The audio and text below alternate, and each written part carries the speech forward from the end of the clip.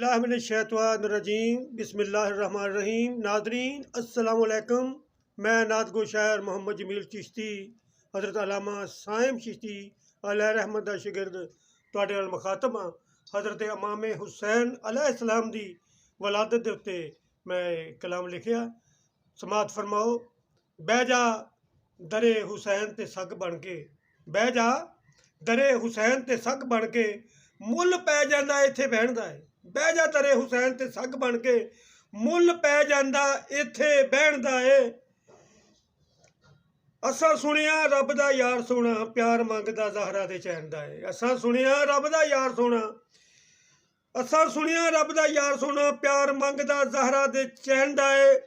जिहदे हुब हुसैन दी नहीं दिल विच, जिहदे हुब हुसैन दी नहीं दिल विच, हक ओनू हक कोई ना जग ते रहन दा है।